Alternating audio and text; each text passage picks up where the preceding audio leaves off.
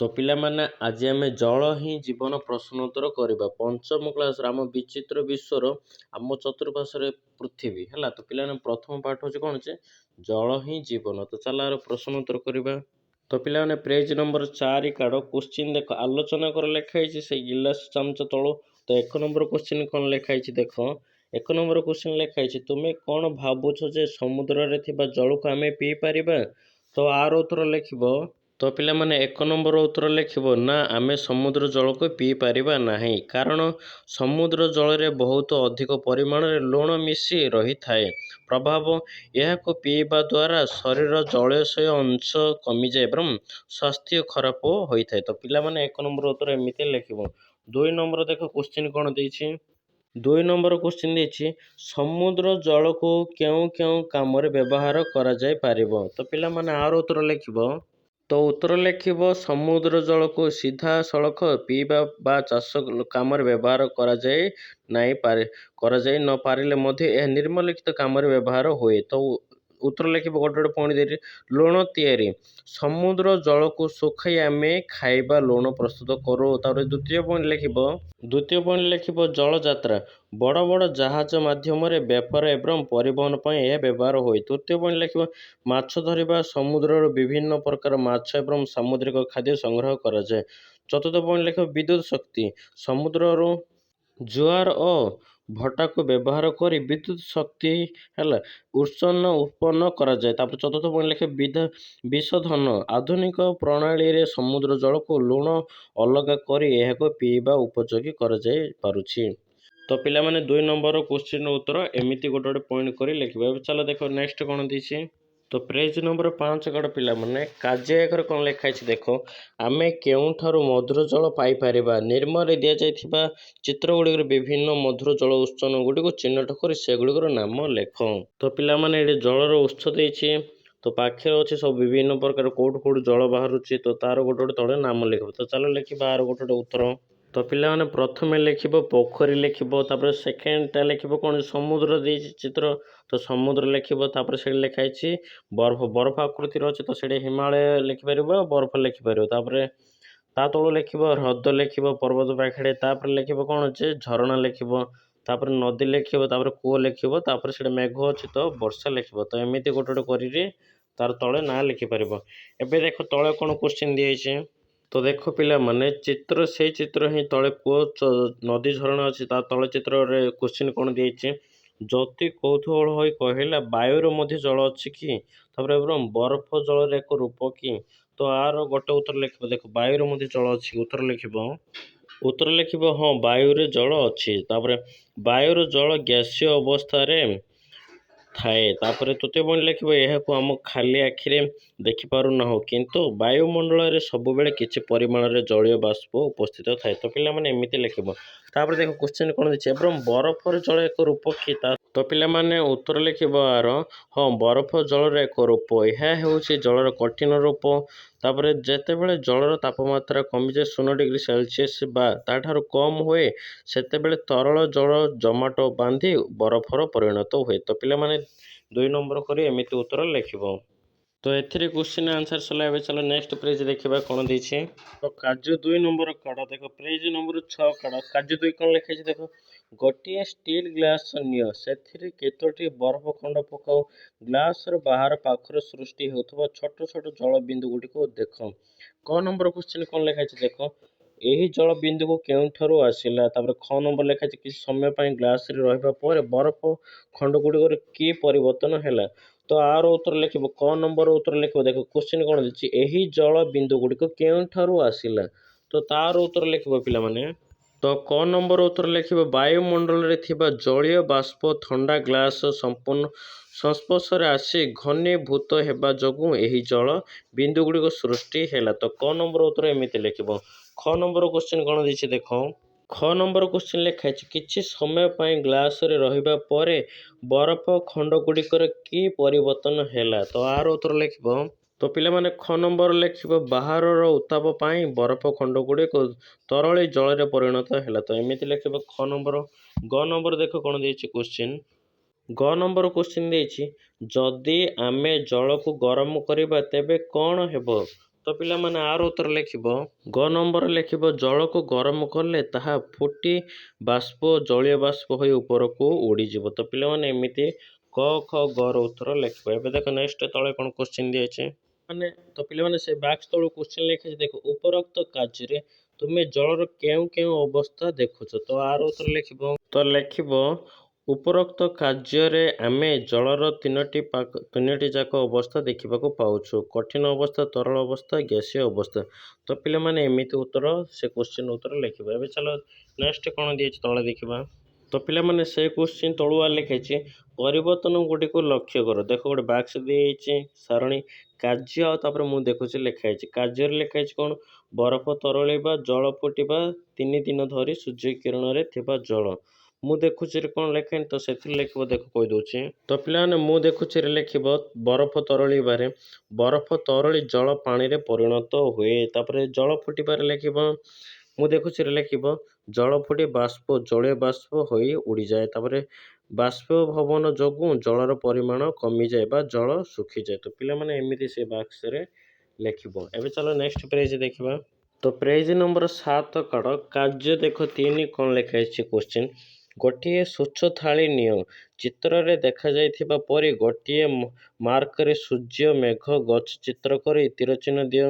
ଏହାର 1/3 ରଙ୍ଗୀନ ଜଳର ପୂର୍ଣ୍ଣ କର। ସୂଚନା ରଙ୍ଗ ପାଇଁ ନୀଳ କାଳି ରଙ୍ଗକୁ ବ୍ୟବହାର କରିପାରିବ। ଜଳ ବାହାରି ନ ଯିବା ପାଇଁ ଥଳି ମୁହଁରୁ ଭଲ ଭାବେ ବନ୍ଦ କର। ଏହାକୁ ସୂର୍ଯ୍ୟ କିରଣରେ ରଖ। କିଛି ଘଣ୍ଟା ପରେ ଥଳି ଭିତରେ ହେଉଥିବା ପରିବର୍ତ୍ତନ ଗୁଡ଼ିକୁ ଲକ୍ଷ୍ୟ କର। ତ ଏମିତି ଲେଖା ହେଇଛି ପିଲାମାନେ ଦେଖ ସେ ବାକ୍ସରେ କ'ଣ ଲେଖା ହେଇଛି ମୁଁ ଦେଖେ ତାପରେ ମୁଁ ଚକିତ ହୁଏ ତାପରେ ଏହାର କାରଣ। ଦେଖ ମୁଁ ଦେଖେରେ କ'ଣ ଲେଖା ହେଇଛି ଜଳ ଗରମ ହୁଏ ମୁଁ ଚକିତ ହୁଏ କ'ଣ ଲେଖା ହେଇଛି ଜଳ କିପରି ଗରମ ହୁଏ ତାପରେ ଏହାର କାରଣ ସୂର୍ଯ୍ୟ କିରଣ। ତାପରେ ଦେଖ ଥଳି ଭିତରେ ଜଳ ବୁନ୍ଦା ସୃଷ୍ଟି ହେଲା ଲେଖା ହେଇଛି ତାପରେ ଆଉ କେତେଟା ଲେଖେନି। ତ ଚାଲ ଲେଖିବା। ତ ପିଲାମାନେ ମୁଁ ଚକିତ ହୁଏରେ ଲେଖିବ ଥଳିରେ ଉପରେ ଭାଗରେ ଜଳ ବୁନ୍ଦା କେଉଁଠାରୁ ଆସିଲା ଏମିତି ଲେଖିବ। ତାପରେ ଏହାର କାରଣ ସେଥିରେ ଲେଖିବ ବାଷ୍ପଭବନ ଘନୀଭବନ। ତ ଏମିତି ଲେଖିବ ଇଂଲିଶ ୱାର୍ଡ଼ କିଛି ଲେଖିବନି ଖାଲି ବାଷ୍ପଭବନ ଘନୀଭବନ ଲେଖିବ। ତ ଦେଖ ତା ତଳୁ କ'ଣ ଲେଖିବ ତ ତା ତଳୁ ଲେଖିବ ଜଳ ବୁନ୍ଦା ଗୁଡ଼ିକୁ ତଳକୁ ଖସିଲେ କେଉଁଥିରେ ଲେଖିବ ମୁଁ ଦେଖିରେ ଲେଖିବ। ତାପରେ ମୁଁ ଚକିତ ହୁଏରେ ଲେଖିବ ତଳକୁ ଜଳ ବୁନ୍ଦା ଗୁଡ଼ିକୁ କାହିଁକି ତଳକୁ ଖସୁଛି ଲେଖିବ। ତାପରେ ଏହାର କାରଣ ବୃଷ୍ଟିପାତ ଲେଖିବ।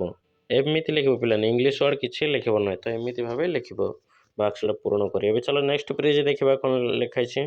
ତ ପିଲାମାନେ ପେଜ ନମ୍ବର 8 କାଢ଼ ଦେଖ ସେଥିରେ କ'ଣ ଲେଖା ହେଇଛି ଗୋଟେ ଜଳଚକ୍ର ବା ଦେଖ ଜଳଚକ୍ର କ'ଣ ହେଉଛି ଦେଖ ସୂର୍ଯ୍ୟ ମେଘ ବସୁଛି ତାପରେ ସୂର୍ଯ୍ୟରେ ପାଣି ଉଠଉଛି ପର୍ବତ ଝରଣାରେ ମେଘ। ତ ଏଥିରେ ବି କିଛି କୋଶ୍ଚିନ୍ ଆନ୍ସର ଦେଇନି। ଏବେ ଦେଖ ନେକ୍ସଟ ପେଜରେ ଦେଖ କ'ଣ ଦେଇଛି। ତ ପେଜ ନମ୍ବର 9 କାଢ଼ କାର୍ଯ୍ୟ 4 ଦେଖ କ'ଣ ଲେଖା ହେଇଛି। ତ କାର୍ଯ୍ୟ 4ରେ ଲେଖା ହେଇଛି ଗୋଟିଏ ସ୍ୱଚ୍ଛ ଗ୍ଲାସ ନିଅ ଏହାର ଅଧା ପର୍ଯ୍ୟନ୍ତ ମାଟି ଭର୍ତ୍ତି କର ଚାମଚରେ ଧୀରେ ଧୀରେ ଜଳ ଢାଳ କ'ଣ ଘଟୁଛି ଦେଖ। ତ ପିଲାମାନେ ଗୋଟେ ଗ୍ଲାସ ନେଇ ମାଟି ଢାଳିକି ତମେ ଏଇଟା ପରୀକ୍ଷା କରିବ। ତ କାର୍ଯ୍ୟ 5 ଦେଖିବା ଚାଲ ଏବେ। ତ ପିଲାମାନେ କାର୍ଯ୍ୟ 5 ନମ୍ବର ଦେଖ କ'ଣ ଲେଖା ହେଇଛି ଭୂତଳ ଜଳ ପୁନଃ ଭରଣା କରିବାର ଯେଉଁ ଚିତ୍ର ସାହାଯ୍ୟ କରିବ ବୋଲି ଭାବୁଛ ଠିକ୍ ଚିହ୍ନ ଦେଇ ସୂଚିତ କର। ତ ପିଲାମାନେ ଭୂତଳ ଜଳ କେଉଁଠି ସାହାଯ୍ୟ କରିବ ଦେଖ କିଛି ଚିତ୍ର ଦେଇଛି ଦେଖ ପିଲାମାନେ 3ଟା ଚିତ୍ର ଦେଇଛି କ'ଣ ଦେଇଛି ଦେଖ ପ୍ରଥମ ଚିତ୍ର ଦେଇଛି କଂକ୍ରିଟ ରାସ୍ତା ତାପରେ ଦ୍ୱିତୀୟ ଚିତ୍ର ଦେଇଛି ସବୁଜ ଘାସ ଥିବା ବଗିଚା ତାପରେ ତୃତୀୟ ଦେଇଛି ସିମେଣ୍ଟ ଟାଇଲ ରାସ୍ତା। ତ ପିଲାମାନେ 3ଟି ଚିତ୍ର ଦେଇଛି ସେ 3ଟା ଚିତ୍ର ଭିତରୁ କେଉଁଟା ଠିକ୍ ହେବ ଦେଖ ସବୁଜ ଘାସ ଥିବା ବଗିଚା ତ ସେଇଟା ଠିକ୍ ମାରିବ। ଭୂତଳ ଜଳ କଂକ୍ରିଟ ରାସ୍ତା ହେବନି କି ସିମେଣ୍ଟ ଟାଇଲ ରାସ୍ତା ହେବନି ତ ମଝି ଚିତ୍ରଟା ସେଇଟା ଠିକ୍ ମାରିବ। ତ ଦେଖ ଚିତ୍ର ତଳେ କ'ଣ ଲେଖା ହେଇଛି ସହରର ସିମେଣ୍ଟ କରାଯାଇଥିବା ସ୍ଥାନ ଗୁଡ଼ିକର ବର୍ଷା ଜଳ ସହଜରେ ମାଟି ଭିତରକୁ ଯାଇପାରେ ନାହିଁ ଯାହା ଭୂତଳ ଜଳ ପୂର୍ଣ୍ଣ ଭରଣା ହେବାର ବାଧା ସୃଷ୍ଟି କରେ। ତ ପିଲାମାନେ ଦେଖ ସିମେଣ୍ଟ ରାସ୍ତା ଥିଲେ ପାଣି ତଳକୁ ବେଶୀ ଯିବନି ତାପରେ ଦେଖ ଟାଇଲ ଯେ ରାସ୍ତା ଥିବ ବୋଲି ଯିବନି ହେଲା ସବୁଜ ଘାସ ଥିବା ବଗିଚା ତ ସେଇଟା ପିଲାମାନେ ମାଟି ହେଉଛି ତ ସେଇଠି ଯଦି ମେଘ ବର୍ଷ ପାଣି ଯଦି ରହିଲେ କ'ଣ ହେବ ତଳୁ ଛିଞ୍ଚିବ ତ ସେଇଟା ଠିକ୍ ଚିହ୍ନ ମାରିବ। ଚାଲ ନେକ୍ସଟ ପେଜ ଦେଖିବା। ତ ପେଜ ନମ୍ବର 10 କାଢ଼ କାର୍ଯ୍ୟ 6 ନମ୍ବର ଦେଖ କ'ଣ ଲେଖା ହେଇଛି ଆବଶ୍ୟକ ସାମଗ୍ରୀ ପୁରୁଣା ଖବରକାଗଜ ସୋରିଷ ମଞ୍ଜି କିମ୍ବା ଅନ୍ୟ କୌଣସି ଛୋଟ ମଞ୍ଜି ହେଲା ପ୍ରଣାଳୀ ଦେଇଛି ଦେଖ କ'ଣ ଦେଇଛି ଖବରକାଗଜ ଖଣ୍ଡେ ନେଇ ଏହାକୁ ହାତରେ ମୋଚା କରିଦିଅ ଆଉ ଖଣ୍ଡେ ଖବରକାଗଜ ନେଇ ଏହି ମଚା କଚା କାଗଜ ଉପରେ ରଖ, ତାପରେ କାଗଜକୁ ହାତରେ ସାମାନ୍ୟ ଚାପି ଗଡ଼ାଣିଆ କର। ତାପରେ ଏବେ ଧୀରେ ଧୀରେ ସୋରିଷ ମଞ୍ଜିକୁ ଗଡ଼ାଣିଆ ଉପରେ ମୁଣ୍ଡରୁ ଢାଳ। ତାପରେ ମଞ୍ଜି ଗୁଡ଼ିକର ଗତିବିଧିକୁ ଲକ୍ଷ୍ୟ କର। ଦେଖ କୋଶ୍ଚିନ୍ 1 ନମ୍ବର କ'ଣ ଲେଖା ହେଇଛି, ସୋରିଷ ମଞ୍ଜି ଗୁଡ଼ିକର ଗତିପଥ କିପରି ଥିଲା। ତ ପିଲାମାନେ ଆର ଉତ୍ତର ଲେଖିବ। ସେ ବାକ୍ସରେ ସୋରିଷ ବିଷୟରେ ଲେଖା ହେଇଛି ନା ପିଲାମାନେ, ଦେଖ କ'ଣ 1 ନମ୍ବର ଉତ୍ତର ଲେଖିବ। ତ ଲେଖିବ ସୋରିଷ ମଞ୍ଜି ଗୁଡ଼ିକର ଗତିପଥ ଅଣ ଓ ଓସାରିଆ, ବଙ୍କାଟଙ୍କା ଏବଂ ଅନିୟମିତ ଥିଲା। କାଗଜଟି ହାତରେ ମୋଡ଼ି ହୋଇ ଖସଡ଼ା ବା ସମତଳ ନଥିବାରୁ ମଞ୍ଜି ଗୁଡ଼ିକ ସଳଖ ଭାବେ ଗତି କରିପାରିଲା ନାହିଁ। ତ 1 ନମ୍ବର ଉତ୍ତର ଏମିତି ଲେଖିବ। 2 ନମ୍ବର ଦେଖ କୋଶ୍ଚିନ୍ କ'ଣ ଲେଖା ହେଇଛି। 2 ନମ୍ବର କୋଶ୍ଚିନ୍ ଲେଖା ହେଇଛି, ସେଗୁଡ଼ିକ ସିଧା ସିଧା ଗଡ଼ୁଛନ୍ତି ନା ବିଭିନ୍ନ ଦିଗରେ ବିଚ୍ଛୁରିତ ହୋଇଛନ୍ତି। ତ ଆର ଉତ୍ତର ଲେଖିବ, ସେଗୁଡ଼ିକ ସିଧା ସିଧା ନ ଗଡ଼ି ବିଭିନ୍ନ ଦିଗରେ ବିଚ୍ଛୁରିତ ହୋଇ ଗଡ଼ୁଛନ୍ତି। କାଗଜର ଭାଙ୍ଗ ଓ ଅସମତଳ ପୃଷ୍ଠ ଯୋଗୁଁ ମଞ୍ଜି ଗୁଡ଼ିକ ଭିନ୍ନ ଭିନ୍ନ ଆଡ଼କୁ ଛିଡ଼ିକି ପଡ଼ିଥିଲା। ତ ଏମିତି 2 ନମ୍ବର ଉତ୍ତର ଲେଖିବ। 3 ନମ୍ବର ଦେଖ କୋଶ୍ଚିନ୍ କ'ଣ ଦିଆଯାଇଛି। ତ ପିଲାମାନେ ପେଜ ନମ୍ବର 11 ଦେଖ 3 ନମ୍ବର କୋଶ୍ଚିନ୍ ଦିଆଯାଇଛି, କିଛି କିଛି ସ୍ଥାନରେ ସେଗୁଡ଼ିକ ଏକାଠି ହେଉଛନ୍ତି କି ନଦୀ, ହ୍ରଦ ଇତ୍ୟାଦିର ଜଳ ଏକାଠି ହେବା ପରି ସେଗୁଡ଼ିକ ଏକାଠି ହେଉଛନ୍ତି କି। ତ ଆର ଉତ୍ତର ଲେଖିବ। ପିଲାମାନେ ଆର ଉତ୍ତର ଲେଖିବ ନା, ଭୂତଳ ଜଳ କିମ୍ବା ବାୟୁମଣ୍ଡଳୀୟ ଜଳ କଣା ସବୁ ସ୍ଥାନରେ ନଦୀ କିମ୍ବା ହ୍ରଦ ଭଳି ମୁକ୍ତ ଭାବରେ ଏକାଠି ହୋଇ ବହି ନଥାନ୍ତି। ତାପରେ ଭୂତଳ ଜଳ କ୍ଷେତ୍ରରେ ହେଡ଼ିଂ ଦେବ, ମାଟି ତଳେ ଥିବା ଜଳ ପଥରର ଛୋଟ ଛୋଟ ଛିଦ୍ର, ଫାଟ କିମ୍ବା ବାଲିକଣା ମଧ୍ୟରେ ଜମି ରହିଥାଏ, ଯାହାକୁ ଆକ୍ୱିଫର ବା ଜଳ ଭୂତ କୁହାଯାଏ। ଏହା ନଦୀ ବା ହ୍ରଦ ପରି କୌଣସି ବଡ଼ ମୁକ୍ତ ଜଳାଶୟ ସୃଷ୍ଟି କରେ ନାହିଁ, ବରଂ ପଥର ଓ ମାଟି ସହିତ ମିଶି ରହିଥାଏ। ଦ୍ୱିତୀୟ ହେଡ଼ିଂ ଦେବ, ବାୟୁମଣ୍ଡଳୀୟ ଜଳକଣା କ୍ଷେତ୍ରରେ ବାୟୁମଣ୍ଡଳରେ ଥିବା ଜଳୀୟ ବାଷ୍ପ କିମ୍ବା କ୍ଷୁଦ୍ର ଜଳକଣା ଗୁଡ଼ିକ ଏକାଠି ହୋଇ ବାଦଲ ସୃଷ୍ଟି କରନ୍ତି, କିନ୍ତୁ ଏହା ଭୂପୃଷ୍ଠରେ ନଦୀ ବା ହ୍ରଦ ଭଳି ସ୍ଥିର ଜଳରାଶି ନୁହେଁ। ତ ପିଲାମାନେ ଏମିତି ଲେଖିବ। ଏବେ ଦେଖ ନେକ୍ସଟ ତଳକୁ କ'ଣ ଲେଖା ହେଇଛି, ଆଲୋଚନା କର। ତ କାର୍ଯ୍ୟ 6 ନମ୍ବରରେ କ'ଣ ଲେଖା ହେଇଛି ଦେଖ, ଅଧାରରେ କେତେକ ନଦୀ କିପରି ଆରବ ସାଗର ଆଡ଼କୁ ଓ କେତେକ ନଦୀ ବଙ୍ଗୋପସାଗର ଆଡ଼କୁ ପ୍ରବାହିତ ହୁଏ ତାହା ଆଲୋଚନା କର। ତ ପିଲାମାନେ ଆର ଉତ୍ତର ଲେଖିବ। ତ ପିଲାମାନେ 6 ନମ୍ବର କୋଶ୍ଚିନ୍ ଲେଖିବ, ବଙ୍ଗୋପସାଗର ଆଡ଼କୁ ପ୍ରବାହିତ ହେଉଥିବା ନଦୀ। ଉତ୍ତର ଲେଖିବ ଭୂଭାଗର ଢାଲ। ଭାରତୀୟ ଦ୍ୱୀପକଳ୍ପର ମୁଖ୍ୟ ଭୂଭାଗ ପଶ୍ଚିମରୁ ପୂର୍ବ ଦିଗକୁ ଢାଲୁ ହୋଇ ରହିଛି। ପ୍ରଭାବ ଲେଖିବ, ଏହି କାରଣରୁ ମହାନଦୀ ଗୋଦାବରୀ, କୃଷ୍ଣା ଏବଂ କାବେରୀ ଭଳି ପ୍ରମୁଖ ନଦୀଗୁଡ଼ିକ ପୂର୍ବ ଦିଗକୁ ବୋହିଯାଇ ବଙ୍ଗୋପସାଗରରେ ପତିତ ହୁଅନ୍ତି। ତ ଆଉଥରେ ହେଡ଼ିଂ ଦେବ, ତ୍ରିକୋଣ ଭୂମି। ଏହି ନଦୀଗୁଡ଼ିକ ମୁହାଣରେ ପ୍ରଶସ୍ତ ତ୍ରିକୋଣ ଭୂମି ଗଠନ କରନ୍ତି। ତ ପିଲାମାନେ ଏମିତି ଲେଖିବ ଉତ୍ତର। ତ ବଙ୍ଗୋପସାଗର ଲେଖି ସାରିଲା ପରେ ଆରବ ସାଗର ଲେଖିବ। ପିଲାମାନେ ଦେଖ କୋଶ୍ଚିନ୍ କ'ଣ ଲେଖିବ, ଆରବ ସାଗର ଆଡ଼କୁ ପ୍ରଭାବିତ ହେଉଥିବା ନଦୀ। ଦେଖ ଉତ୍ତର ଲେଖିବ ଗୁପ୍ତ ଉପତ୍ୟକା। ନର୍ମଦା ଏବଂ ତପ୍ତି ଭଳି ନଦୀଗୁଡ଼ିକ ପାହାଡ଼ ମଧ୍ୟରେ ଥିବା ସଂକୀର୍ଣ୍ଣ ଗୁପ୍ତ ଉପତ୍ୟକା ଦେଇ ପ୍ରବାହିତ ହୁଅନ୍ତି। ପ୍ରଭାବରେ ଲେଖିବ, ଏହି ଉପତ୍ୟକାଗୁଡ଼ିକର ଢାଲ ପଶ୍ଚିମ ଦିଗକୁ ଥିବାରୁ ଏହି ନଦୀଗୁଡ଼ିକ ଓଲଟା ଦିଗରେ ପଶ୍ଚିମକୁ ବୋହିଯାଇ ଆରବ ସାଗରରେ ମିଶନ୍ତି। ତାପରେ ଖାଡ଼ି ପଶ୍ଚିମ ବାହିନୀ ନଦୀଗୁଡ଼ିକ ସାଧାରଣତଃ ତ୍ରିକୋଣ ଭୂମି ବଦଳରେ ମୁହାଣରେ ଖାଡ଼ି ବା ଜଳାଶୟ ସୃଷ୍ଟି କରନ୍ତି। ତ ପିଲାମାନେ ଏମିତି ଲେଖିବ ଆଲୋଚନା କରରେ। ଏବେ ଦେଖ ତୁମେ ଜାଣିଛ କି କ'ଣ ଲେଖା ହେଇଛି, ରାଜସ୍ଥାନରେ ଆରବ ଭଳି ପର୍ବତମାଳାରୁ ଉତ୍ପନ୍ନ ହେଉଥିବା ଲୁଣ ନଦୀ ଏକମାତ୍ର ଭାରତର ପ୍ରମୁଖ ନଦୀ, ଯାହା ସମୁଦ୍ରରେ ମିଶି ନାହିଁ, ବରଂ ଏହା ଗୁଜରାଟର କଚ୍ଛର ରତ୍ନରେ ଥିବା ସନ୍ତସନ୍ତିଆ ଭୂମିରେ ମିଶିଯାଇଛି। ତ ପିଲାମାନେ ଏଇ କୋଶ୍ଚିନ୍ ଦେଇ ଆସନ୍ତିନି। ଏବେ ଚାଲ ନେକ୍ସଟ ପେଜ ଦେଖିବା। ତ ପିଲାମାନେ ପେଜ ନମ୍ବର 12 କାଢ଼। ଦେଖ ସେଥିରେ କ'ଣ ଦେଇଛି, ବରଫାବୃତ ଅଞ୍ଚଳ ଆଉ ହିମବାହ, ତାପରେ ପର୍ବତ, ଜଳପ୍ରପାତ, ନଦୀ, ଏହିପରି ଚିତ୍ର ଦେଇଛି। ପିଲାମାନେ ଦେଖ କ'ଣ ଲେଖିଛି, ଭାରତ ମାନଚିତ୍ର ଦେଇଛି। ତାପରେ ଆମର ଜୀବନ ରେଖା, ଭାରତର ନଦୀ, ଭାରତରେ ଏହି ମାନଚିତ୍ରରେ ଆମ ଦେଶର କେତେକ ପ୍ରମୁଖ ନଦୀ ସୂଚିତ ହୋଇଛି। ତ ପିଲାମାନେ ଆମର ଯେଉଁ ଭାରତର ବଡ଼ ନଦୀ ଅଛି ସେ ନଦୀ ଗୋଟେ ସୂଚିତ ହୋଇଛି। ଏବେ ଚାଲ ନେକ୍ସଟ ପେଜ ଦେଖିବା କ'ଣ ଦେଇଛି। ତ ପିଲାମାନେ କାର୍ଯ୍ୟ 7 ନମ୍ବର ଦେଖ କ'ଣ ଲେଖା ହେଇଛି, ନଦୀର ପ୍ରବାହକୁ ଲକ୍ଷ୍ୟ କର। ମାନଚିତ୍ରରେ ନଦୀଗୁଡ଼ିକ ବିଭିନ୍ନ ଦିଗରେ ପ୍ରବାହିତ ହେଉଥିବାର ତୁମେ ଦେଖିପାରିବ। କେତେକ ନଦୀ ବଙ୍ଗୋପସାଗର ଏବଂ ଆଉ କେତେକ ନଦୀ ଆରବ ସାଗର ଆଡ଼କୁ ପ୍ରବାହିତ ହେଉଅଛି। ସାରଣୀ ପୂରଣ କର। ପିଲାମାନେ ଏଠି ଗୋଟେ ସାରଣୀ ଦେଇଦେଇଛି। ଦେଖ ସାରଣୀରେ କ'ଣ ଲେଖା ହେଇଛି, ନଦୀର ନାମ ଲେଖା ହେଇଛି ବଙ୍ଗୋପସାଗର ଆଡ଼କୁ ଗତି କରେ ଓ ଆରବ ସାଗର ଆଡ଼କୁ ଗତି କରେ। ଦେଖ ଗୋଦାବରୀ, ନର୍ମଦା, ଗଙ୍ଗା, ମହାନଦୀ ଦେଇଛି। ତ ଚାଲ ସାରଣୀ ଗୋଟେ ପୂରଣ କରିବା। ତ ପିଲାମାନେ ଦେଖ ନଦୀର ନାମ ଗୋଦାବରୀ ନଦୀ, ସେଇଟା ବଙ୍ଗୋପସାଗର ଆଡ଼କୁ ଗତି କରେ ନା ଆରବ ସାଗର ଆଡ଼କୁ ଗତି କରେ? ତ ସେଇଟା ଠିକ୍ ଚିହ୍ନ ମାରିବ। ଦେଖ ମୁଁ କହିଦେଉଛି ଗୋଦାବରୀ ନଦୀ ତ ବଙ୍ଗୋପସାଗର ଆଡ଼କୁ ଗତି କରେ, ତ ସେଇଠି ଠିକ୍ ଚିହ୍ନ ମାରିବ। ତାପରେ ନର୍ମଦା ନଦୀ, ନର୍ମଦା ନଦୀ ବଙ୍ଗୋପସାଗର ଆଡ଼କୁ ଗତି କରେନି, ତ ସେଇଠି କିଛି ମାରିବନି। ତାପରେ ଆରବ ସାଗର ଆଡ଼କୁ ଗତି କରେ, ତ ସେଇଟା ଆରବ ସାଗର ଠିକ୍ ମାରିବ। ତାପରେ ଗଙ୍ଗା ନଦୀ ବି କୋଉଠି ଠିକ୍ ମାରିବ ଯେ ବଙ୍ଗୋପସାଗର ନଦୀ ଆଡ଼କୁ ଗତି କରେ, ତ ସେଇଟା ଠିକ୍ ଚିହ୍ନ ମାରିବ। ଆରବ ସାଗର ଗତି କରେ, ସେଇଟା ଭୁଲ ଚିହ୍ନ ମାରିବ, କିଛି ମାରିବନି। ତାପରେ ଦେଇଛି କଣ ଯେ ମହାନଦୀ ବି କୋଉଠି ଦିଗ କରେ ଯେ ବଙ୍ଗୋପସାଗର ଆଡ଼କୁ ଗତି କରେ, ତ ସେଇଟା ଠିକ୍ ଚିହ୍ନ ମାରିବ ପିଲାମାନେ। ତ ଏମିତି ସାରଣୀ ପୂରଣ କରିବ। ଏବେ ଚାଲ ଦେଖିବା ନେକ୍ସଟ ପେଜ କ'ଣ ଦେଇଛି। ତ ପିଲାମାନେ ପେଜ ନମ୍ବର 14 କାଢ଼। ଜଳର ଜୀବନ। ଦେଖ ଜଳରେ କେଉଁ କେଉଁମାନେ ବାସ କରନ୍ତି। ଦେଖ ଜଳ ଭିତରେ ସାପ ବାସ କରନ୍ତି, ବେଙ୍ଗ, ମାଛ ହେଲା, ତାପରେ ବିଭିନ୍ନ ପ୍ରକାର ପୋକ ଜୋକ ସବୁ ପ୍ରାଣୀ ଯୋଉମାନେ ସବୁ ବାସ କରନ୍ତି। ତାପରେ ଦେଖ ସେ ଗଛ ଉପରେ ସବୁ ବେଙ୍ଗ ଅଛନ୍ତି, ପକ୍ଷୀ ବି ବସିଛନ୍ତି। ତ ଏଇଟା ଜଳ ବିଷୟରେ ଯେ ଯେଉଁମାନେ ବାସ କରନ୍ତି ଲେଖା ହେଇଛି। ତ ନେକ୍ସଟ ପେଜ ଦେଖ କ'ଣ ଲେଖା ହେଇଛି ଏବେ। ତ ପିଲାମାନେ ନେକ୍ସଟ ପେଜରେ ଗୋଟେ ସାରଣୀ ହେଇଛି। ଦେଖ ସ୍ଥଳଚର ପ୍ରାଣୀ ଓ ଜଳଚର ପ୍ରାଣୀ। ସ୍ଥଳଚର ପ୍ରାଣୀରେ କ'ଣ ଲେଖା ହେଇଛି। ଦେଖ ଜଳରେ ଶ୍ୱାସକ୍ରିୟା କରିପାରେ ନାହିଁ। ଜଳଚର ପ୍ରାଣୀ ପହଁରିବା ପାଇଁ ପକ୍ଷୀ ଥାଏ। ତାର ଗୋଟେ ଲେଖିବା ଚାଲ। ଦେଖ ଏଇଠି ବି ଗୋଟେ ଚିତ୍ର ଦେଇଦେଇଛି ବିଭିନ୍ନ ପ୍ରକାର। ଏବେ ଫାଷ୍ଟ ସାରଣୀଟା ପୂରଣ କରିଦେଉ, ତାପରେ ଚିତ୍ର ଦେଖିବା ପିଲାମାନେ ହେଲା। ତ ସାରଣୀରେ ଲେଖା ହେଇଛି ସ୍ଥଳଚର ପ୍ରାଣୀ ଓ ଜଳଚର ପ୍ରାଣୀ ଜଳରେ ଶ୍ୱାସକ୍ରିୟା କରିପାରିବ ନାହିଁ, ପହଁରିବା ପାଇଁ ପକ୍ଷୀ ଥାଏ। ତ ଚାଲ ଉତ୍ତର ଲେଖିବା ଗୋଟେ। ତ ପିଲାମାନେ ଉତ୍ତର ଲେଖିବ। ଦେଖ ଜଳର ଶ୍ୱାସକ୍ରିୟା କରିପାରିବ ନାହିଁ, ଏଇଟା ଲେଖା ହେଇଛି। ତା ତଳୁ ଲେଖିବ ଏମାନେ ସାଧାରଣତଃ ଫୁସଫୁସ ଦ୍ୱାରା ଶ୍ୱାସକ୍ରିୟା କରନ୍ତି, ଏମିତି ଲେଖିବ। ତାପରେ ଜଳଚର ପ୍ରାଣୀରେ ଲେଖିବ ପହଁରିବା ପାଇଁ ପକ୍ଷୀ ଥାଏ ଲେଖା ହେଇଛି, ତ ଲେଖିବ ଏମାନେ ସାଧାରଣତଃ ଗାଲିସ୍ ଦ୍ୱାରା ଶ୍ୱାସକ୍ରିୟା କରନ୍ତି। ତା ତଳୁ ଲେଖିବ ସ୍ଥଳଚର ପ୍ରାଣୀରେ ଲେଖିବ ଏମାନେ ସ୍ଥଳଭାଗ ବା ମାଟି ଉପରେ ବାସ କରନ୍ତି। ତାପରେ ଚାଲିବା ବା ଦୌଡ଼ିବା ପାଇଁ ଏମାନଙ୍କର ଗୋଡ଼ ଥାଏ, ଏମିତି ଲେଖିବ। ଜଳଚର ପ୍ରାଣୀରେ ଲେଖିବ ଏମାନେ ଜଳ ବା ପାଣି ଭିତରେ ବାସ କରନ୍ତି, ଏମାନଙ୍କ ଶରୀର ଜଳରେ ରହିବା ପାଇଁ ଧାରା ରକ୍ଷିତ ହୋଇଥାଏ। ତ ଏମିତି ଗୋଟେ କରି ଲେଖିବ।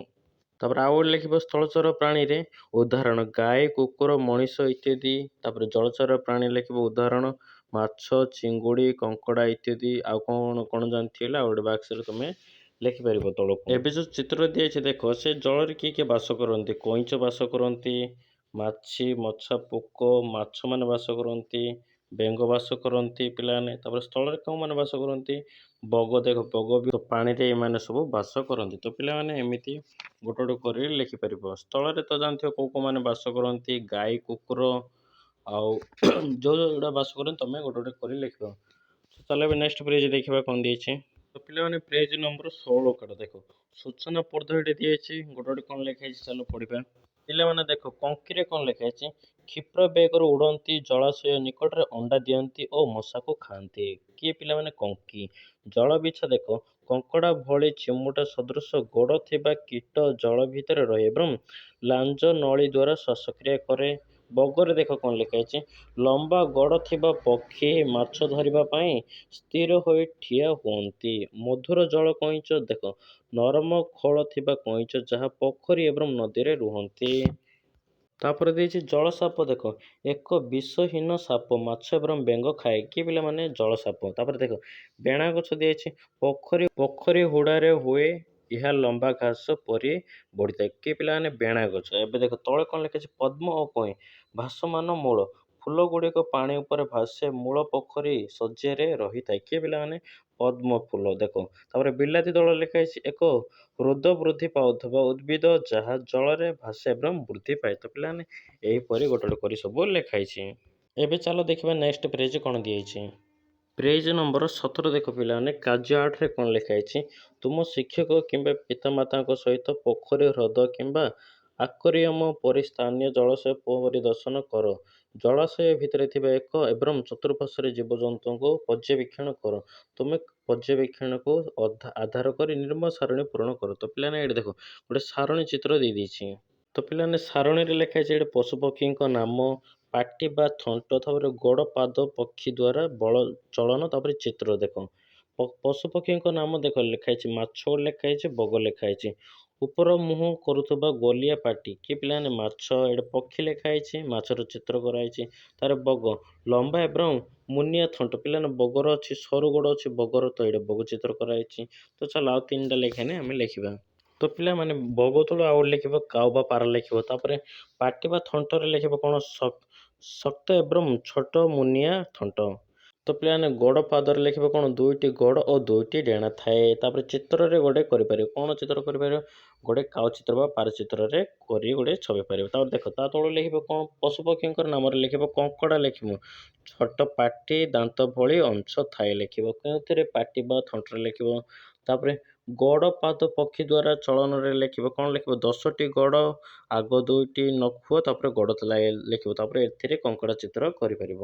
ତାପରେ ଆଉ ଗୋଟେ ଲେଖିବ ହଂସ ଲେଖିବ, ବାଲି ହଂସ ବା ହଂସ ଲେଖିବ, ପଶୁପକ୍ଷୀଙ୍କର ନାମ ହଂସ ଲେଖିବ।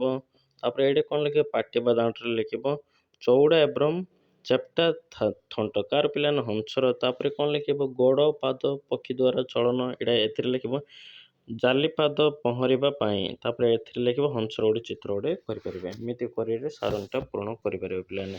ତା ସାଇଡ଼ରେ ତୁମେ ଚିତ୍ର ବି କରିପାରିବ। ତ ପିଲାମାନେ ଏମିତି ସାରଣୀ ପୂରଣ କରିବା। ଏବେ ଚାଲ ଦେଖିବା ନେକ୍ସଟ ପେଜ କ'ଣ ଦିଆଯାଇଛି। ତ ପିଲାମାନେ ପେଜ ନମ୍ବର 18 କାଢ଼। 2 ନମ୍ବର ସାରଣୀ କ'ଣ ଦିଆଯାଇଛି ଦେଖ ପିଲାମାନେ। ପରିଦର୍ଶନ ସମୟରେ ତୁମେ ଦେଖିଥିବା ଉଦ୍ଭିଦ ଗୁଡ଼ିକର ଚିତ୍ର ଆଙ୍କି ସେମାନଙ୍କର ନାମ ସ୍ଥାନୀୟ ନାମ ଲେଖ।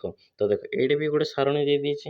ସାରଣୀରେ କ'ଣ ଲେଖାଯାଇଛି ଦେଖ ହେଡ଼ିଂରେ ବିଭିନ୍ନ ପ୍ରକାର ଉଦ୍ଭିଦ ଲେଖାଯାଇଛି, ତାପରେ ନାମ ଲେଖାଯାଇଛି, ତାପରେ ସ୍ଥାନୀୟ ନାମ ଲେଖାଯାଇଛି। ଦେଖ ବିଭିନ୍ନ ପ୍ରକାରର ଉଦ୍ଭିଦର ଲେଖାଯାଇଛି ଜଳ ଉପରେ ଭାସେ, ଜଳ ତଳେ ଥାଏ, ମୂଳ ଜଳ ତଳେ ଥାଏ ଓ କିନ୍ତୁ ଉଦ୍ଭିଦ ଜଳ ଉପରେ ଦେଖାଯାଏ। ତ ଦେଖ ଜଳ ଉପରେ ଭାଷାରେ କଇଁ ଲେଖା ହେଇଛି ନାମ, ତାପରେ ସ୍ଥାନୀୟର ନାମ ଲେଖା ହେଇନି। ତ ଚାଲ ଆର ଗୋଟେ କରି ଲେଖିବା। ତ ପିଲାମାନେ ଜଳ ଉପରେ ଭାଷାରେ ଲେଖା ହେଇଛି, ଦେଖ ସ୍ଥାନୀୟର ନାମ ଲେଖିବ କ'ଣ ପିଲାମାନେ କଇଁ ବା ପଦ୍ମା ଦଳରେ। ତ ପିଲାମାନେ ଲେଖିବ ଆଉ ଦେଖ ଜଳ ତଳେ ଥାଏ, କିଏ ଥାଏ ପିଲାମାନେ ଜଳ ତଳେ ଥାଏ ହାଇଡ୍ରିଲ୍, ତ ସେଇଟା ଲେଖିବ ଇଂଲିଶ ଲେଖିବନି ଓଡ଼ିଆରେ ଲେଖିବ ହାଇଡ୍ରିଲ୍ ଲେଖିବ। ତାପରେ ଦେଖ ସ୍ଥାନୀୟର ନାମ କ'ଣ ଲେଖିବ ପାଣି ଶିଅଳ ବା ଛାଞ୍ଜିରେ ଥାଏ। ତାପରେ ଦେଖ ତ ପିଲାମାନେ ଲେଖା ହେଇଛି ମୂଳ ଜଳ ଥାଏ କିନ୍ତୁ ଉଦ୍ଭିଦ ଜଳ ଉପରେ ଦେଖାଯାଏ। ତ କିଏ ପିଲାମାନେ ପଦ୍ମ କଇଁ ନାମ ଲେଖିବ କ'ଣ ଯେ ସେଥିରେ ପଦ୍ମ କଇଁ ଲେଖିବ, ସ୍ଥାନୀୟର ନାମ କ'ଣ ଲେଖିବ ପଦ୍ମ ବା କଇଁ ଲେଖିପାରିବ।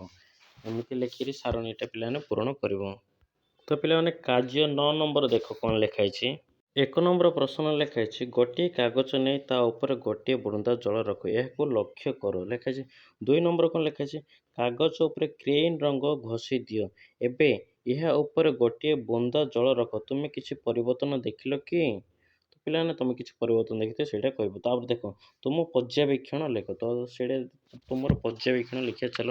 ତ ପିଲାମାନେ ପର୍ଯ୍ୟବେକ୍ଷଣର ଉତ୍ତର ଲେଖିବ ପ୍ରଥମ କ୍ଷେତ୍ରରେ ଦେଖ ତୁମ ଖାତାରେ କିମ୍ବା ବହିରେ ଖୋଲି ସ୍ଥାନରେ ଏହିପରି ଲେଖିପାରିବ। ଦେଖ ପ୍ରଥମ କ୍ଷେତ୍ରରେ ଲେଖିବ ସାଧାରଣତଃ କାଗଜ ଉପରେ ପାଣି ଢାଳିଲେ କାଗଜଟି ଜଳ ଶୋଷ ଓଦା ହୋଇଯାଏ କାରଣ କାଗଜ ଜଳୀୟ ପ୍ରିୟ ଅଟେ, ଏମିତି ଲେଖିବ। ଦ୍ୱିତୀୟ କ୍ଷେତ୍ରରେ ଲେଖିବ କାଗଜ ଉପରେ କ୍ରେୟନ୍ ମହମ ଜାତୀୟ ରଙ୍ଗ ଘଷିବା ଦ୍ୱାରା ତାହା ଉପରେ ଏକ ମହମମାରୀ ସ୍ତର ସୃଷ୍ଟି ହୁଏ। ମହମ ଜଳ ପ୍ରତିରୋଧୀ ହୋଇଥିବାରୁ ଏହା ପାଣିକୁ ଶୋଷିବାକୁ ଦିଏ ନାହିଁ, ଫଳରେ ପାଣି ବୁନ୍ଦାଟି ନଷ୍ଟ ନ ହୋଇ ଏକ ଗୋଲାକାର ଟୋପା ଭାବରେ କ୍ରେୟନ୍ ରଙ୍ଗ ଉପରେ ଭାସିଲା ପରି ରହିଥାଏ। ତ ପିଲାମାନେ ଏମିତି ଭାବରେ ତୁମ ପର୍ଯ୍ୟବେକ୍ଷଣରେ ଲେଖିବ। ଏବେ ଚାଲ ଦେଖିବା ନେକ୍ସଟ ପେଜ କ'ଣ ଦେଇଛି। ତ ପିଲାମାନେ ପେଜ ନମ୍ବର 19 କାଢ଼। ଦେଖ କାର୍ଯ୍ୟ 10ରେ କ'ଣ ଲେଖା ହେଇଛି କହିଦେଉଛି କିଏ କାହାକୁ ଖାଏ ହେଲା, ଏହା ଏକ ନଦୀ ଖାଦ୍ୟ ଶୃଙ୍ଖଳା ଖେଳ। ଦେଖ କ'ଣ ଲେଖିଛି ଶିକ୍ଷୟିତ୍ରୀମାନଙ୍କ ଛୋଟ କାଗଜ ଖଣ୍ଡେ ଲେଖାଏଁ ଦେବ, ସେମାନେ ସେଥିରେ ନିଜ ମନ ପସନ୍ଦର ଜୀବର ନାମ ଲେଖିବ ଯଥା ଛୋଟ ମାଛ, ବଡ଼ ମାଛ, ବେଙ୍ଗ, ପକ୍ଷୀ, ମଣିଷ, କୁମ୍ଭୀର, ଓଟ ଇତ୍ୟାଦି। ଲେଖିଥିବା ଜୀବ କ'ଣ ଖାଆନ୍ତି ଓ ତାକୁ କିଏ ଖାଏ ସେ ବିଷୟରେ ଚିନ୍ତା କରିବାକୁ କହିବ। ତ ପିଲାମାନେ ଦେଖ କିଏ କାହାକୁ ଖାଏ, ତ ପିଲାମାନେ ଦେଖ ବଡ଼ ଦେଖ ସାପମାନେ କିଏ କାହାକୁ ବେଙ୍ଗ ଖାଇଦିଅନ୍ତି, ତାପରେ କେଉଁ ସାପ ମାଛ ବି ଖାଇଦିଅନ୍ତି, ତ ସେଇ ଟାଇପ୍ର ତୁମେ ଗୋଟେ କରି ଲେଖିପାରିବ। ଦେଖ ଖାଦ୍ୟ ପାଇଁ ପରସ୍ପର ଉପରେ ନିର୍ଭର କରୁଥିବା ଜୀବମାନଙ୍କ ନାମ ଚିନ୍ତା କରୁଥିବା ଶିକ୍ଷୟିତ୍ରୀମାନଙ୍କୁ ଗୋଟିଏ ସୁତୁଲି ଦ୍ୱାରା ଯୋଡ଼ି ହେବ, ଯଦି ସେ ଭିତରକୁ ଗୋଟିଏ ପଳେଇଥାଏ ବା ଉଭୟ ଥାଏ ତେବେ କ'ଣ ହେବ ଆଲୋଚନା କରିବ। ଉଦାହରଣ ସ୍ୱରୂପ ଯଦି ସବୁ ମାଛ ଉତ୍ପାଦନ ହୋଇଯିବ ତେବେ କ'ଣ ହେବ। ତ ପିଲାମାନେ ଏଇଟା ଶିକ୍ଷୟିତ୍ରୀଙ୍କୁ, ଏଇଟା ତ କିଛି ନାହିଁ। ଚାଲ ଏବେ ନେକ୍ସଟ ପେଜ ଦେଖିବା କ'ଣ ଦେଇଛି। ତ ପେଜ ନମ୍ବର 20 କାଢ଼। ଦେଖ ଆସ ଚିନ୍ତା କରିବା ଦେଇଦେଇଛି ସ୍ତମ୍ଭ ମିଳନ କର, ତ ଏଇଟା ପିଲାମାନେ ଖ ସ୍ତମ୍ଭ ଟାଇପ୍ର। ଦେଖ ଏକ ପଏଣ୍ଟରେ କ'ଣ ଲେଖା ହେଇଛି ମହାସାଗର ଜଳ, ତୁଷାର, ତାପରେ ବାଷ୍ପ, ତାପରେ ବର୍ଷା ଜଳ। କରେ କ'ଣ ଲେଖା ହେଇଛି ଜଳରେ କଠିନ ଅବସ୍ଥା, ଜଳର ଗ୍ୟାସୀୟ ଅବସ୍ଥା, ପାନୀୟ ଯୋଗ୍ୟ ନୁହେଁ, ତାପରେ ମଧୁର ଜଳ। ତ ପିଲାମାନେ ଏଇଟା ଗୋଟେ ଗୋଟେ କ'ଣ କରିବ ଯେ ଗାର ଟାଣିବ। ତାହେଲେ ଗାର ଟାଣିବା। ତ ପିଲାମାନେ ଗାର ଟାଣିବା ମହାସାଗର ଜଳ। କେଉଁଠି ମହାସାଗର ଜଳ ଟାଣିବା ପାନୀୟ ଯୋଗ୍ୟ ନୁହେଁ। ତାପରେ ତୁଷାର ସେଇଟା ଟାଣିବ ଜଳର କଠିନ ଅବସ୍ଥା। ତାପରେ ବାଷ୍ପରେ କେଉଁଟା ଟାଣିବ ଯେ ଜଳର ଗ୍ୟାସୀୟ ଅବସ୍ଥା ଟାଣିବ। ବର୍ଷା ଜଳ, ମଧୁର ଜଳ ଏମିତି ଗାର ଟାଣିବ। ଏବେ ଦେଖ 2 ନମ୍ବର କ୍ୱେଶ୍ଚିନ୍ କ'ଣ ଦିଆଯାଇଛି। 2 ନମ୍ବର କ୍ୱେଶ୍ଚିନ୍ ଦେଇଛି ପୃଥିବୀର ଅଧିକାଂଶ ଜଳ ପାନୀୟ କିମ୍ବା କୃଷି କାର୍ଯ୍ୟ ପାଇଁ ଉପଯୁକ୍ତ ନୁହେଁ କାହିଁକି? ତ ପିଲାମାନେ ଆର ଉତ୍ତର ଲେଖିବ। 2 ନମ୍ବର ଉତ୍ତର ଲେଖିବ ପୃଥିବୀର ପ୍ରାୟ 97% ଜଳ ମହାସାଗର ଓ ସମୁଦ୍ରରେ ଗଚ୍ଛିତ ଅଛି। 2 ପଏଣ୍ଟ ଲେଖିବ ଏହି ସମୁଦ୍ର ଜଳରେ ଅତ୍ୟଧିକ ପରିମାଣରେ ଲବଣ, ଲୁଣ ଦ୍ରବୀଭୂତ ହୋଇ ରହିଥାଏ। ତୃତୀୟ ପଏଣ୍ଟ ଲେଖିବ ଲୁଣିଆ ହୋଇଥିବାରୁ ଏହା ପିଇବା ପାଇଁ କିମ୍ବା ଫସଲ ଚାଷ ଲାଗିବା ଆଦୌ ଉପଯୁକ୍ତ ନୁହେଁ। ତ ପିଲାମାନେ ଏମିତି 2 ନମ୍ବର ଉତ୍ତର ଲେଖିବ। 3 ନମ୍ବର ଦେଖ କ'ଣ ଦିଆଯାଇଛି। 3 ନମ୍ବର କ୍ୱେଶ୍ଚିନ୍ ଦିଆଯାଇଛି ଜଳାଶୟ ନିକଟରେ ବହୁ ସଂଖ୍ୟକ ଜୀବ ବାସ କରନ୍ତି କାହିଁକି? ତ ଆର ଉତ୍ତର ଲେଖିବ। 3 ନମ୍ବରରେ ଜଳ ହେଉଛି ସମସ୍ତ ଜୀବଙ୍କ ଜୀବନ ଧାରଣ ପାଇଁ ସବୁଠାରୁ ଗୁରୁତ୍ୱପୂର୍ଣ୍ଣ ଉପାଦାନ। 2 ପଏଣ୍ଟ ଲେଖିବ ପ୍ରାଣୀ ଓ ଉଦ୍ଭିଦମାନଙ୍କ ସେମାନଙ୍କର ପାନୀୟ ଜଳ ଦୈନନ୍ଦିନ ଆବଶ୍ୟକତା ଏବଂ ବଂଶବୃଦ୍ଧି ପାଇଁ ଜଳର ପ୍ରଚୁର ଆବଶ୍ୟକତା ଥାଏ। 3 ପଏଣ୍ଟ ଲେଖିବ ଜଳାଶୟ ନିକଟରେ ସହଜରେ ଜଳ ମିଳୁନଥିବାରୁ ଏବଂ ସେଠାକାର ପରିବେଶ ଅନୁକୂଳ ଥିବାରୁ ବହୁ ସଂଖ୍ୟକ ଜୀବ ସେଠାରେ ବାସ କରନ୍ତି। 3 ପଏଣ୍ଟ ଏମିତି ଲେଖିବ। 4 ନମ୍ବର ଏବେ ଚାଲ ଦେଖିବା କ୍ୱେଶ୍ଚିନ୍ କ'ଣ ଦେଇଛି। ତ ପିଲାମାନେ 4 ନମ୍ବର କ୍ୱେଶ୍ଚିନ୍ ଦେଇଛି ଯଦି ତୁମେ ଅଞ୍ଚଳରେ 2 ବର୍ଷ ପର୍ଯ୍ୟନ୍ତ ବର୍ଷା ହେବ ନାହିଁ ତେବେ କ'ଣ ହେବ? ତ ପିଲାମାନେ ଆର ଉତ୍ତର ଲେଖିବ। 4 ନମ୍ବର ଲେଖିବ ଉତ୍ତର 2 ବର୍ଷ ଧରି ବର୍ଷା ନହେଲେ ସେହି ଅଞ୍ଚଳରେ ଭୟଙ୍କର ମରୁଡ଼ି ପରିସ୍ଥିତି ସୃଷ୍ଟି ହେବ। 2 ପଏଣ୍ଟ ଲେଖିବ ନଦୀ, ନାଳ, ପୋଖରୀ ଓ କୂଅ ଶୁଖିଯିବା ଫଳରେ ତୀବ୍ର ଜଳାଭାବ ଦେଖାଦେବ। ତ 3 ପଏଣ୍ଟ ଲେଖିବ। ତ ପିଲାମାନେ ଲେଖିବ ଚାଷ କାର୍ଯ୍ୟ ସମ୍ପୂର୍ଣ୍ଣ ବାଧାପ୍ରାପ୍ତ ହେବ ଯାହାଦ୍ୱାରା ଖାଦ୍ୟାଭାବ ବା ଦୁର୍ଭିକ୍ଷ ଦେଖାଦେବ। 4 ପଏଣ୍ଟ ଲେଖିବ ଭୂତଳ ଜଳସ୍ତର ବହୁତ ତଳକୁ ଖସିଯିବ ଏବଂ ଜଳ ବିନା ବହୁ ଗଛଲତା ଓ ପଶୁପକ୍ଷୀ ମରିଯିବେ। ତ ଏମିତି ଲେଖିବ ପିଲାମାନେ। 5 ନମ୍ବର କ୍ୱେଶ୍ଚିନ୍ କ'ଣ ଦେଇଛି ଦେଖିବା ଚାଲ। ସହର ବା ଜଙ୍ଗଲ ମଧ୍ୟରୁ କେଉଁ ସ୍ଥାନରେ ବର୍ଷା ଜଳ ଭୂତଳ ଜଳସ୍ତର ବୃଦ୍ଧି କରିବାରେ ସାହାଯ୍ୟ କରେ ଓ କାହିଁକି? ତ ଆର ଉତ୍ତର ଲେଖିବ। ତ ଲେଖିବ ଜଙ୍ଗଲର ବର୍ଷା ଜଳ ଭୂତଳ ଜଳସ୍ତର ବୃଦ୍ଧି କରିବାରେ ଅଧିକ ସାହାଯ୍ୟ କରେ। କାରଣ ଉତ୍ତର ଲେଖିବ। ତ କାରଣ ଉତ୍ତର ଲେଖିବ ଜଙ୍ଗଲରେ ମାଟି ଖୋଲା ଥାଏ ଏବଂ ଗଛର ଚେରଗୁଡ଼ିକ ମାଟିକୁ ଆଗୁଳାଇ ରଖିବା ସହ ପାଣିକୁ ସହଜରେ ଶୋଷି ମାଟି ଭିତରକୁ ଯିବାର ସାହାଯ୍ୟ କରନ୍ତି। ଏମିତି ଲେଖିବ। ତା ତଳୁ ଆଉ ଗୋଟେ ପଏଣ୍ଟ ଲେଖିବ ଅପରପକ୍ଷରେ ସହର ଅଞ୍ଚଳରେ ପକ୍କା ଘର, କଂକ୍ରିଟ ରାସ୍ତା ଓ ପିଚୁ ରାସ୍ତା ଯୋଗୁଁ ମାଟି ଢାଙ୍କି ହୋଇ ରହିଥାଏ। ଫଳରେ ବର୍ଷା ପାଣି ମାଟି ଭିତରକୁ ପ୍ରବେଶ କରିବାର ନାହିଁ ଏବଂ ନାଳ ଦେଇ ବହିଯାଏ। ତ ପିଲାମାନେ ଏମିତି ଉତ୍ତର ଲେଖିବ। 6 ନମ୍ବର କ୍ୱେଶ୍ଚିନ୍ କ'ଣ ଦେଇଛି ଦେଖ ତୁମେ ଘରେ କିମ୍ବା ବିଦ୍ୟାଳୟରେ ନୂଆ ଉପାୟରେ ଜଳ ସଂରକ୍ଷଣ ପାଇଁ ଏକ ନୌକା ପ୍ରସ୍ତୁତ କରିପାରିବ କି? ଏଥିରେ କ'ଣ କ'ଣ ରଖିବ? ଉତ୍ତର ଲେଖିବ। ତ ଲେଖିବ ପିଲାମାନେ ହଁ ଆମେ ଘରେ କିମ୍ବା ବିଦ୍ୟାଳୟରେ ଜଳ ସଂରକ୍ଷଣ ପାଇଁ ଏକ ନକ୍ସା ପ୍ଲାନ୍ ପ୍ରସ୍ତୁତ କରିପାରିବା। ଦେଖ ଲେଖିବ। ତ ଏହି ନକ୍ସାରେ ମୁଖ୍ୟତଃ ନିମ୍ନଲିଖିତ ଜିନିଷ ଗୁଡ଼ିକର ରହିବ। ତ କ'ଣ ଦେଖ ଛାତ ବସା ଜଳ ଅମଳ ପ୍ରକଳ୍ପ ଦେଖ କୋଠା ଘରର ଛାତ ପାଣିକୁ ପାଇପ୍ ସାହାଯ୍ୟରେ ପାଣି ଏକ ସଂଗ୍ରହ ଗାତ ବା ଟାଙ୍କିରେ ଜମା କରିବ। ତାପରେ ଦ୍ୱିତୀୟ ପଏଣ୍ଟ ଲେଖିବ ଶୋଷ ଗାତ ବ୍ୟବହୃତ ବଳକା ପାଣି କିମ୍ବା ବର୍ଷା ପାଣିକୁ ମାଟି ଭିତରକୁ ଝରେଇବା ପାଇଁ ପଥର ଓ ବାଲି ଦେଇ ଏକ ଗାତ ତିଆରି କରିବା। ପୁନଃଚକ୍ରଣ ବ୍ୟବସ୍ଥା ଲେଖିବ ରୋଷେଇ ଘର ବା ହାତ ଧୋଇବା ଜାଗାକୁ ବାହାରୁଥିବା ସଫା ପାଣିକୁ ପାଇପ୍ ଯୋଗେଇ ଦେବା କିମ୍ବା ଗଛ ମୂଳକୁ ପଠେଇବା। ତ ପିଲାମାନେ ଏମିତି 6 ନମ୍ବର ଉତ୍ତର ଲେଖିବ। ଏବେ ଦେଖିବା ଚାଲ 7 ନମ୍ବର କ'ଣ ଦେଇଛି କ୍ୱେଶ୍ଚିନ୍। 7 ନମ୍ବର କ୍ୱେଶ୍ଚିନ୍ ଲେଖା ହେଇଛି ଆସ କାଗଜ ଭାଙ୍ଗି ମାଛ ତିଆରି କରିବା। ତ ପିଲାମାନେ ଦେଖ ସପନ ଏକ କିପରି ମାଛ ତିଆରି କରିବା ଏଇ ଟାଇପ୍ର ସପନ ଦେଇଦେଇଛି। ତ ପିଲାମାନେ ଏପରି ଭାବରେ ପ୍ରଥମ ପାଠ ତୁମର କ୍ୱେଶ୍ଚିନ୍ ଆନ୍ସର୍ ସରିଲା। ଜଳ ହିଁ ଜୀବନ। ତ ପିଲାମାନେ ସାହିତ୍ୟର ବି ଭାଷାମଙ୍କର ବି କ୍ୱେଶ୍ଚିନ୍ ଆନ୍ସର୍ ଛାଡ଼ି ଦେଇଛି ଯାଇ ଦେଖିପାରିବ। ତାର ଚ୍ୟାନେଲକୁ ସବସ୍କ୍ରାଇବ୍ କର ପିଲାମାନେ। ଇନଷ୍ଟାଗ୍ରାମ ଲିଙ୍କ୍ ବି ଡିସ୍କ୍ରିପ୍ସନରେ ଦେଇଦେଇଛି ଯାଇ ଫଲୋ କରିଦିଅ ପିଲାମାନେ।